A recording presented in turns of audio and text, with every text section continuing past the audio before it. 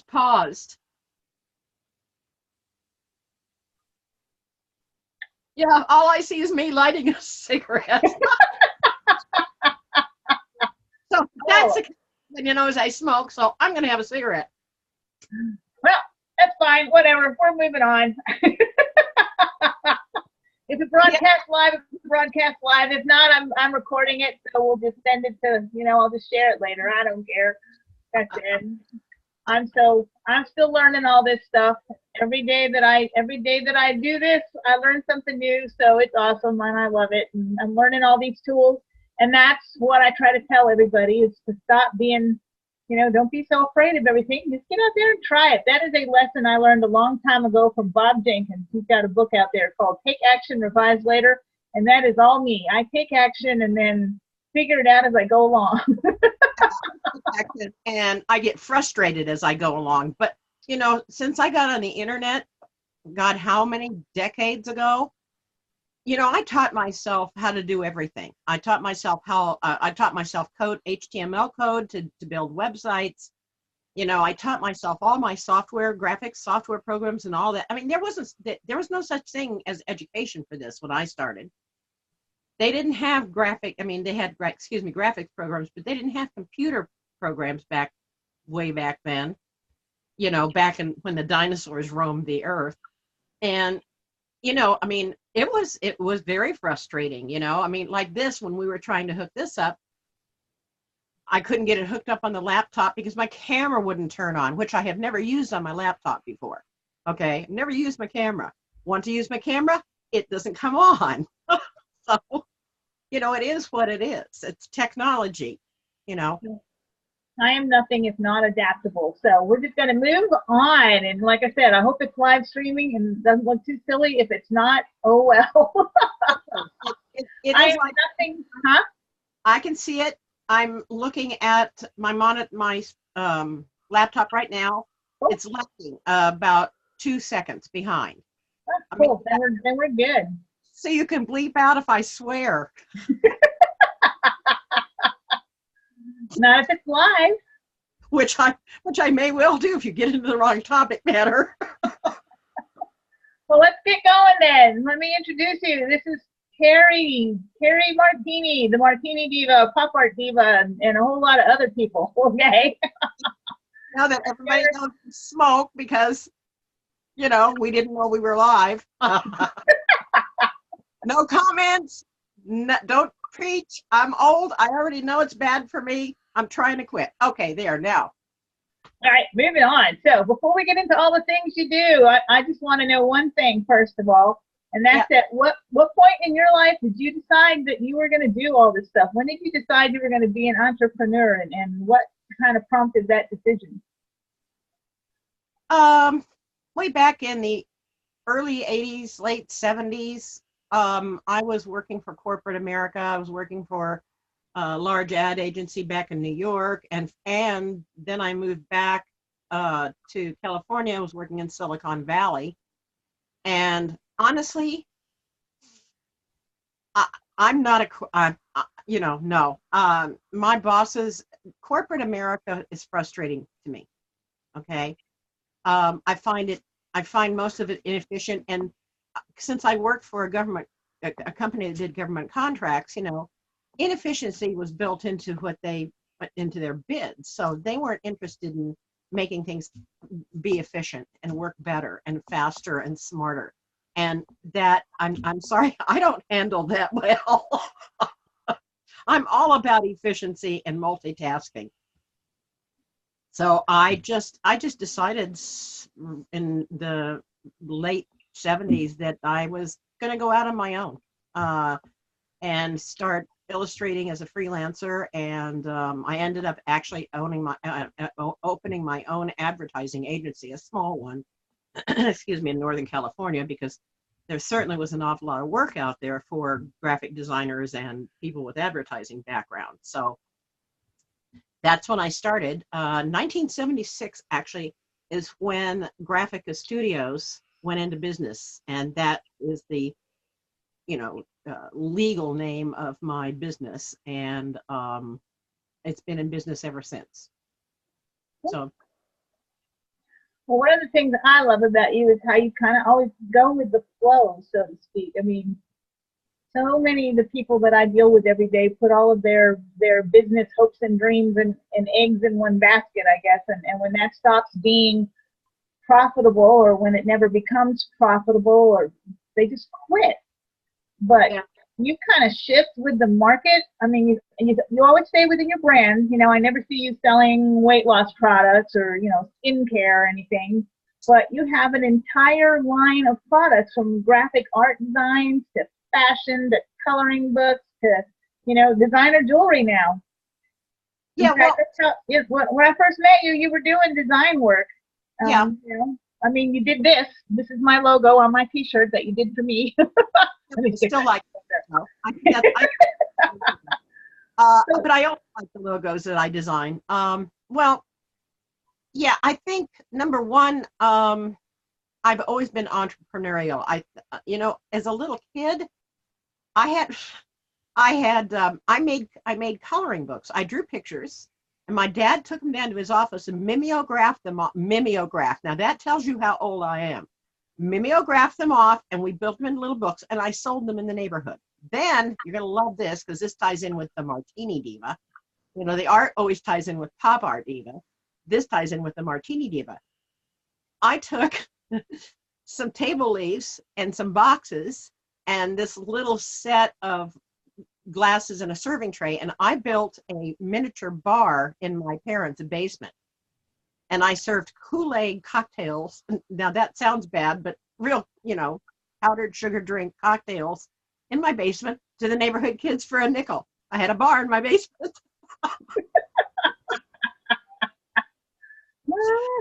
The Martini Diva was going to happen. I just didn't know it at the time.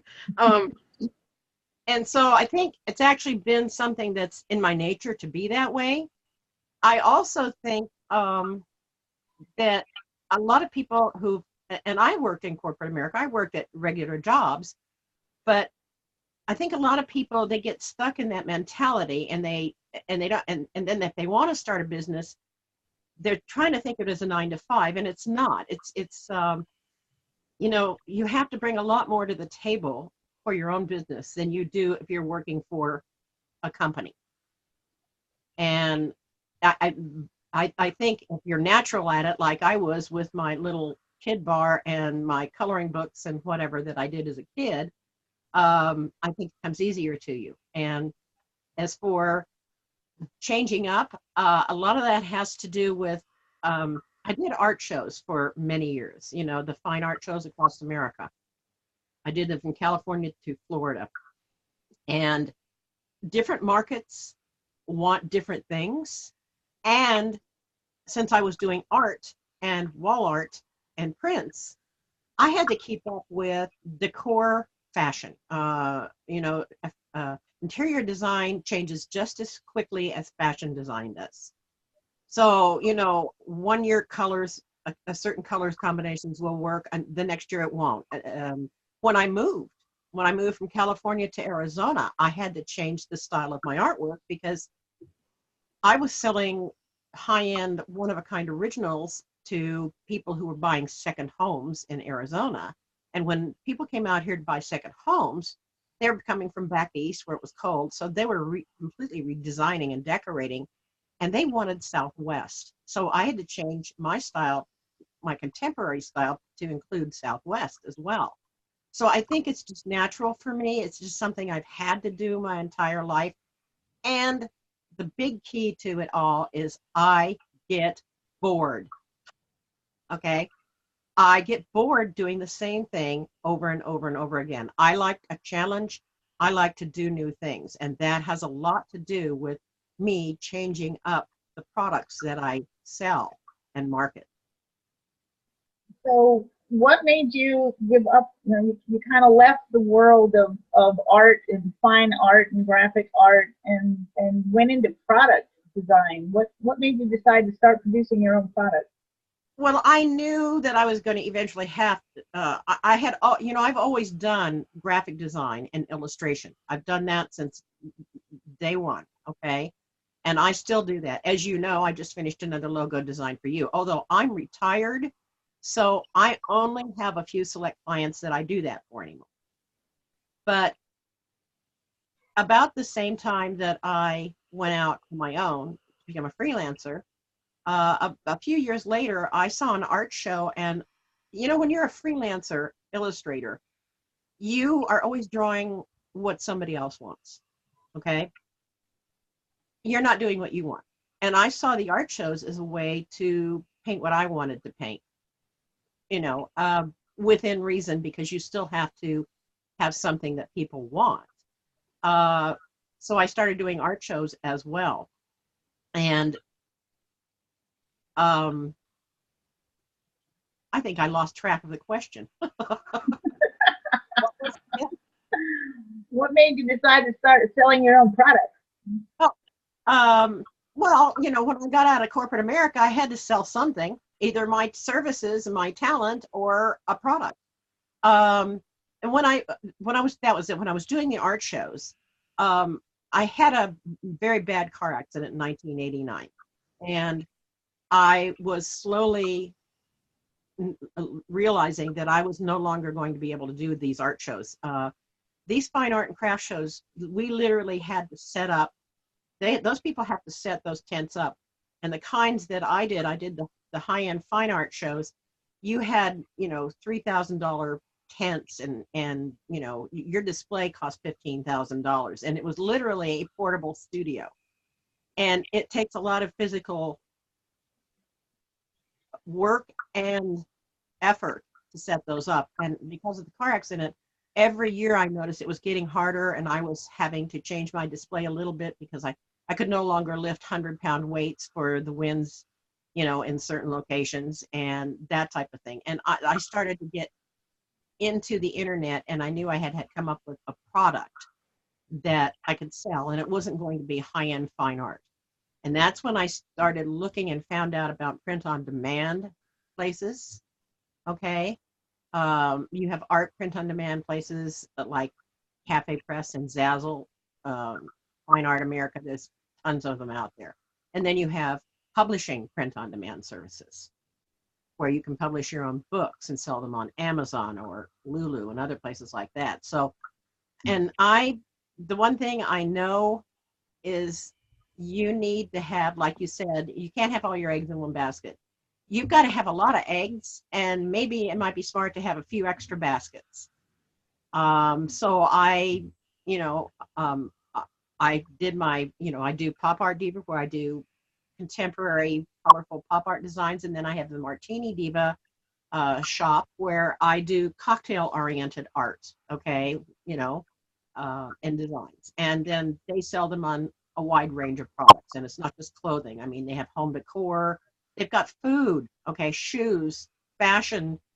I mean, if you've been on either of these shops, you can see that they have tons of different products. You can buy my designs on not only t-shirts, but tennis shoes and sneakers and high tops and uh, um, cups and plates and bedspreads and pillowcases and cards and just about anything that they can print, you can sell. And so I didn't want to handle inventory and the manufacturing myself. That's an entirely different business, and I didn't want to go into that kind of business. That's a manufacturing business. That's not an art business. And so I chose print on demand as opposed to manufacturing my own products and selling them. And that's, that was my answer to doing art shows, was to set up a presence online. And the one thing about it is it gives you wide latitude. And if you're a niche business, that's very good these days. It's the best way to compete. And I was certainly a niche business. Everything I do is a niche business, or niche, however you want to pronounce it. Did I answer? You did mention. Got it again. Huh? So you talked about all the different print-on-demand platforms that are out there. I know you mentioned Cafe Press and Zazzle. How did you choose which one to use? I'm sorry, say that again. How did you choose which platform to use for your store?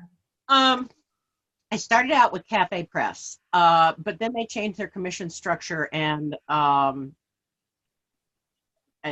well, I lost a lot of money from it. Okay, and so I left them, and I found Zazzle, and I'm still with Zazzle. I actually have I still have products on Cafe Press as well, but I'm with Zazzle, and I like Zazzle. They produce a really high end product. Their printing quality is excellent. Their product qualities are excellent.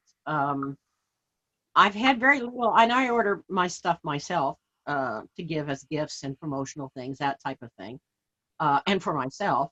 Um, I was going to show you. I don't have it. Oh, I don't know if you can see. Can you see that little lamp in the corner right there? Yeah, I can see it. That's one of my designs off Pop Art Diva. You know, I wanted my own lamps. Okay. I have pillows, and they, you know, their product quality is nice. So um, I stay with Zazzle. And by the way, anybody who shops Zazzle, make sure you search for Zazzle Black. That is a shipping program offer that they have where you pay. I'm advertising for them, but it saves so much on shipping. You pay like 9 or $10 for a year, and everything you order off of Zazzle is paid for. You don't pay shipping above that $10 for the year, and it's for standard. And it saves a lot of money. And then you can, I mean, shipping is very expensive at online shops anywhere. All right. So that $10 deal on Zazzle Black, I get it every year. Okay. I mean, I just usually, you know, it covers me just my Christmas presents alone. It saves me so much money in shipping on my Christmas presents alone. It's worth it. Anyway, so little plug for Zazzle there, because they don't, you know, you have to know about it. Um, and I like Zazzle because of the quality of their products. Um, it's not the easiest interface to use as the artist, the licensor, which is me. With print on demand services, what you are as me, the artist, is I am the licensor. They they produce all the products, they ship them, everything. All I do is upload a design, and I pick my products, and then I rearrange it and set them up and put whatever text on it, etc. And then I put the store up, and I market it, I tweet it out, I send it on Facebook. Here's a new product, blah blah blah, and people click on the link and they go there and they order it, and they can custom everything on Zazzle is almost fully customizable as well. So they can add names to it, they can move the images around, all sorts of things. It's a really good print on demand service for artists as far as I'm concerned. And they didn't mess with their commission structure, which meant I get to say what kind of commission I want to make on my product. And I can change that at any time I want. So that's why I stick with Zazzle. And there's so many others out there. The only problem is that there's only 24 hours a day and 7 days in a week, and I'm only one person. So I can't run thousands of stores on thousands of different platforms on top of running a cocktail blog and creating cocktails and making cocktail picks and, you know, making jewelry, you know, and I'm retired. Okay. So Now you've written several books too in the persona of your alter ego, the Martini Diva. So we've got Pop Art Diva and Martini Diva. yeah. How are these two related? I mean, how do they fit your overall brand? How do martinis fit your overall brand? Well, I like cocktails. I like happy hour. Okay. I really do. I like at the end, you know, I work long hours and long days. I like to stop at the end of the day and just put everything aside and take an hour. And that's part of my mission as the Martini Diva is, you know, I don't want people running out there and drinking themselves silly. The whole point of the Martini Diva is to make yourself one or two cocktails, make them pretty, okay? Because, you know, I like to put jewelry on everything, including my cocktails. Um, make them pretty. It's a ritual, you know. So you get the cocktail shaker out, you mix your drink up, you garnish it up with a nice, you know, nice little cocktail pick, and then you sit down and you enjoy that drink. And it stops it stops the day, and we all need to take time. And this is a fast-paced, busy, screaming, yelling world. And without that happy hour, okay, or a happy hour or some time for yourself, then you're going to go crazy. So how it ended up was Pop Art Diva. I've always been an artist, and Pop Art Diva is it's my hub, my main brand. But I have collected cocktail glasses, specifically martini glasses and stemmed glasses. Doing art shows, I found lots of them, beautiful glasses that artists did, and I love glass works because that's one of the art mediums I don't work in. And I started collecting glasses, but the thing is that I was never fond of a classic martini. So I had all these beautiful glasses, and I really never drank anything out of them. And one day I went out and discovered an appletini, and I went, well, what's that? And they brought it to me in a martini. It's actually not a martini glass. What everybody thinks of as the iconic martini glass is actually called a cocktail glass. But they brought it to me in the martini glass, and I went, oh. So I started looking up. All of a sudden, I got interested in cocktails. And then, like everything else, I like history and how things, what does this mean? Where did it come from? That type of thing. So I started doing research, and the next thing you know, and then of course, remember, I had this little bar in the basement when I was a kid. So it was kind of natural for me. It was kind of natural for me to go into cocktails. I have culinary training, but the same thing that caused me to have to leave the art shows and not travel and do art shows as much is also another reason why I could never be a professional chef. That's an extremely demanding, physically demanding job. And there's no way I could put my culinary training to use cooking. Plus, I was on the road in a motorhome, not a great kitchen. And now I live in a tiny home, also not a great kitchen for cooking. So I started a food blog, but I kind of don't pay any much attention to it because I really don't have the facilities to do or the abilities to do this anymore. But all that culinary training stood me in good stead for creating cocktails, unique cocktails that I come up with because I understand flavor profiles and I know how to balance flavors and tastes, etc. And it just sort of morphed into that and became a second brand for me. And now, really a fun brand. Okay. I mean, schlepping and talking about cocktails is not a bad job to have, especially when you get free booze. What made you decide to actually start writing cocktail books? I had so many recipes. I still do. I could write, I don't know. I've got probably 1,500 unique recipes on my blog. I started the martinidiva.com in 2005. So that's 12 years. And that's 12 years of sitting down. I don't drink every night. I don't feel like drinking every night, but 2 or 3 nights a week, I sit down and I create a unique cocktail for myself and my blog. And I just, I thought these are going to make great books. So I've put out 5 cocktail books. And one of the cocktail books is also a coloring book. It's called Color Your Cocktails. My 2 brands mix well together.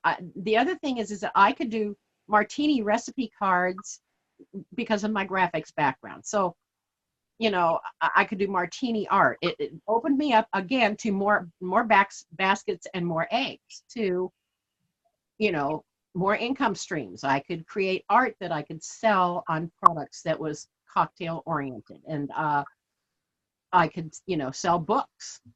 All right. Now, cocktail picks. Started doing jewelry, so now I'm making cocktail picks. And they for me, they meshed really well. So a couple of years ago, just about every female on my gift list got one of your products for Christmas because the adult coloring book craze had just taken off, and as usual, you were there.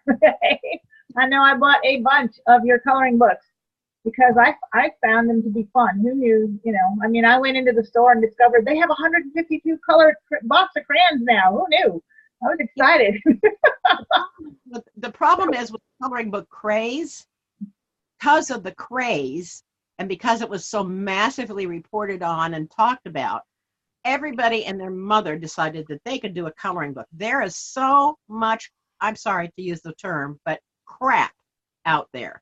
People who should never be drawing, let alone drawing and publishing coloring books. It's amazing. My books, I'm sorry, but I'm a good artist, okay? I'm old enough now that I can finally come to the point and say I'm very good at what I do.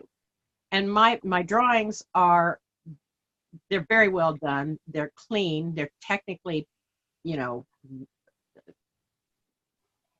well presented. That's not the case for a lot. It's not a book, period. Oh, who's that? Which one is that? That's the dogs. I thought by putting them up here with me on the bed, they'd be quiet, but no. Yeah, Bailey's really quiet. He's sleeping on my pillow. He likes my $50 feather pillow. But he's a cat. Cats sleep during the day. If I still had my little Pixel, she'd be right here with her nose right in the camera. I miss my little Pixel, that little dog. She was a sweet little dog. But I love my little Bailey. He's good company. Okay, so we did coloring books, and now we're doing jewelry and cocktail picks. I love your jewelry, by the way. Someone on my gift list is getting one of your pieces this year. I'm not telling who. It's going to be a surprise, but I know they will love it. So what prompted jewelry? We kind of know where the cocktail picks came from, but what made you decide to start jewelry?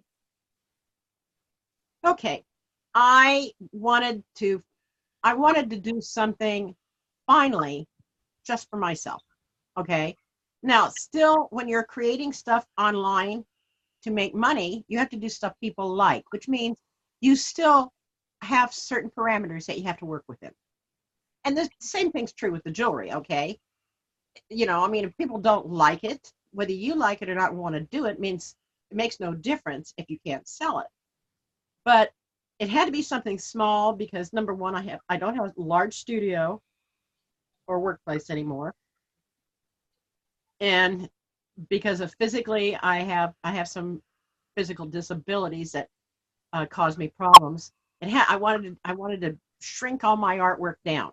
Now, I was looking for something, and there's kind of a double story behind this. I was looking, actually, what I wanted to do was I wanted to paint Doc Martens. Those great boots that were real popular and are still popular. I love Doc Martens, and they have white ones. And I wanted to do original paintings on Doc Martens. And what I don't want to do myself is do anything that isn't one of a kind. Everything I do is going to be an original, one of a kind.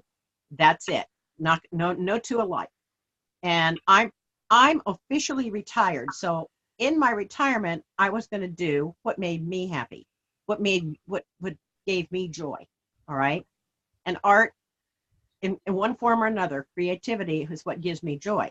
So I knew the Doc Martens were out of the question because here's the deal with shoes. Not one size fits all. So here I have a pair of Doc Martens that I've hand painted. So what size do I paint them? What size do I get to paint them? All right. And then here comes, little 4-foot Susie who says, well, I love those Doc Martens, but they're a size 9. Can you do the same thing in a size 5? And so there I am having, no, one of a kind. So shoes were out. Bye-bye, Doc Martens, except for me. And I like historical documentaries and movies and stuff. And I was watching a movie on Rome. And here comes this a high-placed Roman centurion, okay, general, all right, let's say. And he has on this, almost like this crescent-shaped medallion around his neck. And I looked at that and I said, I can do that in paper. And I knew I could because back in the 80s, I actually had a wearable art paper jewelry line that I sold literally all over the world. I sold to Macy's and Nordstrom's and Neiman Marcus and Harrods. And there was a place in Japan that would come over every few months and literally buy out my studio and then take it home in big suitcases. And I knew I could make it in paper. And so I thought it's perfect. It's small. It's small for my little tiny home. Uh, the materials, if I was to do artwork like I used to do, I had to have a huge studio. I did big pieces. I had several different stages. I had to have several different work stations. Excuse me, that I had to have for each process that I went through. So I don't have that. So it had to be something where the materials, the workstation, etc., and then the product itself, when I finished it, that I had place to store it and work. And the jewelry was perfect for that, absolutely perfect for it. And it gives me a chance, like this is a little miniature original acrylic, watercolor painting, okay? But it's on heavy watercolor paper. This is 400-pound watercolor paper, all right? Still flexible, but it's archival, all right? And then I went out and bought some beads and, you know, every necklace is unique. They're all one of a kind. And that's what I want to do. And that's what I choose to spend my time on. And then the cocktail picks were, you know, hop, skip, and a jump. That was an easy transition to add to my line because it's jewelry for cocktails. And I have been making cocktail picks for myself for years. When I do a cocktail, I also have to photograph it and, blah, blah, blah, and have pictures of it. And I always like I said, I like my cocktails to be dressed up too. They need jewelry. And so I made cocktail picks for myself for years, and people are constantly going, that's so cute. Do you sell those? And I kept saying, I got to make cocktail picks. I got to make cocktail picks. Finally, when I did the jewelry, it was a nice, easy transition into the cocktail picks. So you've got a fashion line, you've got artwork, you've got cocktail books, coloring books, jewelry, cocktail picks. I mean, it seems like you're kind of always ready for the next trend in your niche or your niche or however you want to say it. Yeah. Or maybe that it's just that the trend is ready for you. I don't know. Can you just talk about that a little bit? I don't pay much attention to trends. In the cocktails, I do a little bit, but I tend to go my own way. The first thing, I coined the term wearable art almost 30 years ago when I had my first paper jewelry line. It was actually called Wearable Art by Terri Dennis. Okay. And now everybody calls art jewelry wearable art. I don't, I pay attention to what's going on in the world. And with the cocktails, of course, I will, slushies and floats are a big deal. And well, that was easy, but I was doing those years ago and now they're a big deal. Okay. I don't, I pay attention to trends a little bit, but I do what I love. And I do it my own way. My marketing is unique. I go against almost all the marketing rules, if there are any anymore. The internet has really changed marketing rules. There kind of aren't any, but it's like put up a website, and websites, online sites, blogs, etc. They go through fashion phases as well, style changes. Years ago, of course, as the internet changes and you get more abilities to do more things change. But now websites have come back to the nice, crisp, clean, white background, lots of white space. Where at one time, say 20 years ago, it was a crazy zoo, it was stuff all over the place and keep things moving, etc. So styles change there, as styles change everywhere. I mean, just the whole world changes constantly and faster and faster and faster.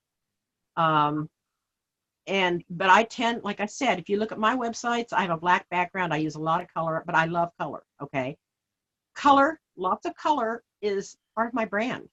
All right. I'm not neutral. I'm not beige. And that's who I am. And that's just, I mean, I don't care if they say, oh, there's too much color. There's too much this. Yeah. Well, I don't care. I mean, when you're building a brand, the one thing you need to do is you need to, if you're like a person, okay, you need to know what your brand is and you need to stick with it. And part of my brand is flamboyance. All right. Just simply because I love bright colors and I like I have a black background, which, everybody's going, don't do that, don't do that. But it's been that way for years and I'm not changing my look. I might change my logo and I might move things around, but I'm not walking away from what is the significant visual of my brand and brands, I should say. So how do you know when it's time to move on to something new? I mean, is there some kind of technique that you use? Like I always say, when I'm no longer happy doing what I do, when I don't look forward to getting up in the morning and going to getting online and doing what I do, all right, it doesn't bring me joy anymore, then it's time to move on. Even if it's making me money, it's just time to move on. So how do you make that decision? There's two levels to this. There's a business, or there's two parts to this. There's business and a personal, okay? And the business part is you move on when it's not making you any money, when it's not doing what it's supposed to do, when it's not fulfilling its mission, all right? You may not be online. Your brand may not be to make money. You may not be producing a product or making money. You might be running a charity or trying to save, the elephants or something. If you're not doing it, then you need to change things up if it's not working, all right? Period. I mean, let's face it. If you want to save the elephants and you're not saving any elephants, you need to maybe save the cheetahs, okay? Or change the look or change their approach or whatever. When it's not working, you need to change it. On a personal level, what you said about getting up in the morning and being excited about going to work, I was doing so much marketing because things have changed on the internet. It's not as easy to be a ninja marketer as it used to be, because you all the social media sites where you used to market for free, they are now being controlled, and algorithms are managing who does and who doesn't see your posts and your tweets and your Instagrams. All of them do it because obviously they want you to pay them to advertise and market your stuff. So they're cutting down your visibility so you will pay them for ads. And it became more difficult, and I was spending more and more time on marketing and not doing what I love, which is creating. And I knew I had to back off of the direction that I had, that I was going in, and change things up, because I'd get up and I'd go, oh God, I've got to do all that. When you wake up and you go, oh no, I have to, okay? It's time to rethink what you're doing. When you wake up and you go, yeah, I get to, all right? Or like I do, sometimes I wake up 4 o'clock in the morning because, I really want to start making some cocktail picks, okay? I change when I'm bored and and when it's not working. And that's as simple as I can get. All right, I've got to ask you this question because it's got really nothing to do with business, really, but maybe it helps a little bit. I don't know. But there's something about you that kind of fascinates me. And that's how you always seem to strike a rapport with people, even online. I mean, when I first met you, I met you online, and it was like instant click. Even my husband, who we all have to admit does not play well with others, he'll tell me if we're out in the area, well, we need to stop by and see Terri. So, how do you do that? I didn't know I did it. Okay. Listen, I had no idea I did it, so I can't tell you how I do it. I am who I am, all right? Which actually, you may like me, but there are some people who find me annoying, okay? And whoever you are, I don't care. bite me. Okay. Pardon. I don't see the thing is I don't care. And I never have. I didn't have to get old not to care if people liked me or didn't like me. I have been weird since I was a kid. I've had to deal with being weird. All right. I grew up as a very different little kid. And you know what? It made me a strong person. And guess what? Oh, I'm not bored and I'm not boring. All right. But as far as how I do it, I don't know. And the fact of the matter is that I'm just myself. All right. And if you had tuned in an hour and a half earlier, you really would have seen the real me, which I didn't want happening. Okay. The one with, okay. Yeah. In the pajamas in bed, with a cup of coffee and the cat with his tail wrapped around my head. Yeah. I do keep some secrets, but I don't realize I do that. I used to go to the art shows and with both my dogs, but 30 years ago with Shadow, and people, boy, they'd come up and everybody remembered Shadow. Okay. Everybody remembered Pixel. Everybody remembers my dogs. But they'd come up and they'd go hi to my dog, and I didn't think they knew my name, so I didn't think I was all that impressive. But my dogs were. Don't know. I mean, I had no idea. I know that I have a strong personality, and that when you have strong personality, that means some people are going to like you and some people aren't going to like you. They're not neutral about me. Okay, that's a blessing and a curse, and I don't care. All right, time to share. What one or two little pointers can you give about marketing? I mean, how do you market some really diverse products without confusing your followers about who and what your brand is? Well, you know what? I'm working that out myself. I mean, if you ask me, okay, let me refine that question. How do you market if you don't know what your brand is? Say that again.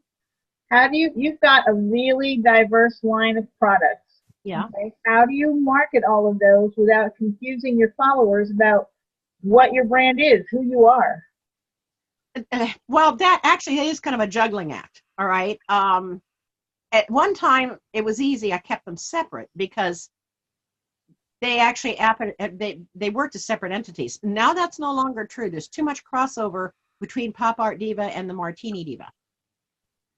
Um, and so, but most people are aware because on social media, online, I have always um, stated that I'm Terri, aka Pop Art Diva, aka the Martini Diva. Okay.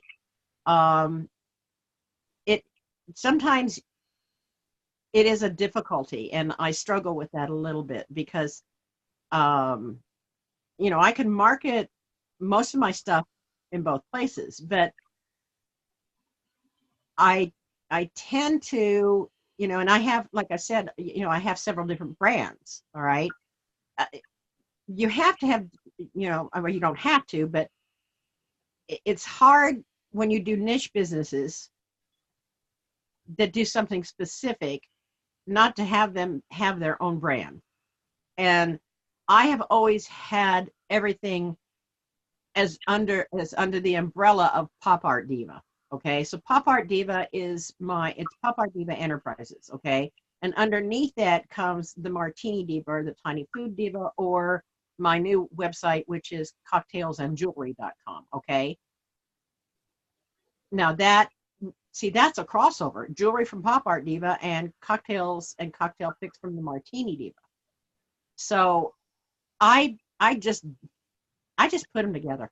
Okay, what I call myself sometimes is basically Terri, or AKA. All right. So most people are aware that I am, a multiple personality. Okay.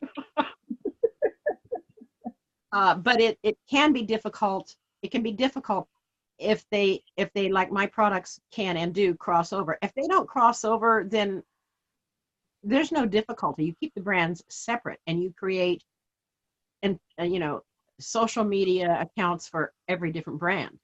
All right. And I do that. I have a Pop Art Diva Twitter and a Pop Art Diva Facebook and a Pop Art Diva YouTube. I was going to say uh, you, YouTube. And then I have a Martini Diva YouTube and a Martini Diva, all my, so I do have them split.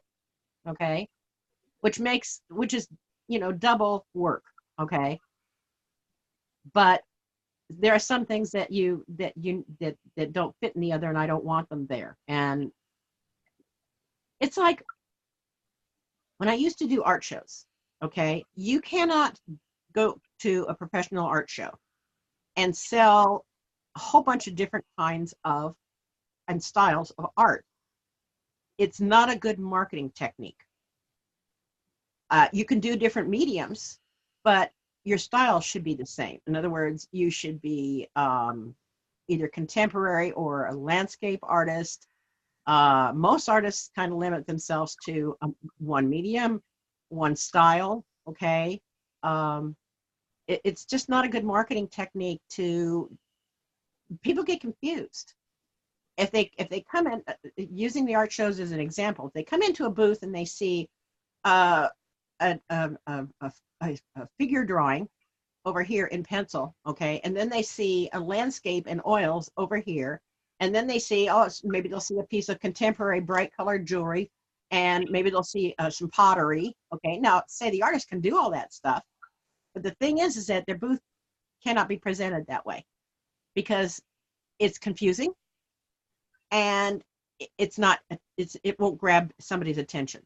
Okay, and it won't pull in a particular demographic or a particular buyer. All right, so you need to have sort of a cohesive look, style, and product at the art shows. And the same thing pretty much applies everywhere. Okay, I can do this because if this doesn't fit within pop art, contemporary pop art, and if these don't fit in with contemporary pop art, okay. But if I was to all of a sudden start making little delicate necklaces with one little pearl on them, it doesn't fit, does it? It doesn't fit my brand. It would confuse you, wouldn't it? Okay. Yeah, I don't see you doing little dainty necklaces with one little pearl. Yeah, well, not what I do. It's not my brand. It's not me. I am my brand, all right? And I think you want some marketing tips. If you're a small business person, I mean, let's face it, none of us is Walmart or whatever. Okay, we're not going to sell a whole bunch of different things. We're going to have a niche business, and if you're a 1 or 2 person business, that business needs to have your personality stamped on it.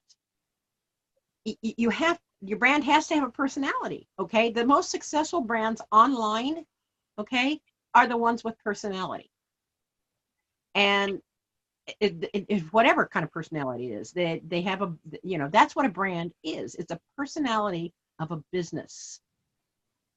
Okay, and when people talk about brand, that's what they're talking about. Is it your voice? Does it sound like your voice? Does it have your visuals? Is it similar to your other visuals? Does your product fit into that type of thing? It's all the things that people recognize about you or your brand. And I think people like myself who are sole entrepreneurs need to bring their personality to it. First of all, it makes it a lot more fun. You meet people that are more like-minded. You build a demographic that fits your brand. What you do attracts people who are, people who, I do bright, colorful, contemporary work. My brand isn't going to attract the, beige, pearl, type of fashion person. Okay. They're going to look at my stuff and go, okay. And I look at this stuff and go, bored. All right. And that's it. I'm stuttering here because I'm thinking this through. But for me, it's all about my personality and who I am and what I want to do, what I love to do. I want to spend my time doing what I love to do. It's what makes life a lot better experience if you love what you do. If you don't like what you do, if you wake up in the morning and you go, unless you absolutely are so strapped financially that you cannot change, then you need to rethink what you're doing with your conscious time, with your awake time, with your days and or nights. And you do what you love. I mean, it's a cliche, but it sure makes your life a lot more interesting. And I'll tell you something, it it helps your brand as well, because it speaks to people who are like you, right? Or are attracted to the same things that you're attracted to. And you do a better job at everything if you like what you're doing. Okay, I ask this question of everybody I talk to. What one step could someone take right now to get their business or their life moving in the right direction? Their business and their life. Wait, Or their life, either or. Business or life, either or. Okay. All right. This again, I'm going to say the same thing. Find out what you want to do. You know, if you don't know, take some time to think about it. If you're going to start a business, you know, if you're going to change your life, whatever you're going to do, I'm assuming you're doing this because you want to make yourself happier and more content. And you want to be able to enjoy life more. And all that is centered around doing something, cliche, that you love. So my advice would be to figure out what you love to do and try to figure out a way to build a business around it.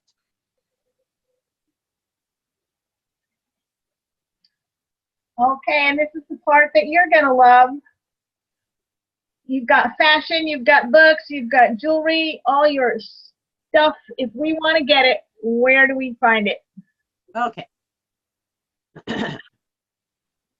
My main hub is popartdiva.com. Pop Art Diva. POPARTDIVA. Pop Art Diva. My second main is martinidiva.com. The divas, I don't know where I came from. I didn't, you know, it just seemed to work out. That's what I ended up being, a diva, in more ways than one. Martinidiva.com, that's where you will find my cocktail recipes, and not just cocktail recipes. I give information about the background of a cocktail, where it came from, where it's, who developed it, that type of thing. So some historical facts and information that I've gleaned over the years, but mostly recipes. And then I've just started a separate brand for the jewelry and the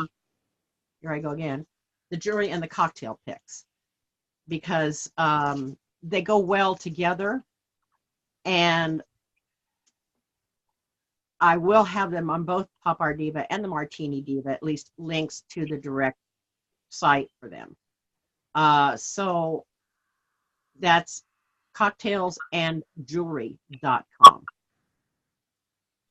So popartdiva.com, martinidiva.com, and cocktailsandjewelry.com.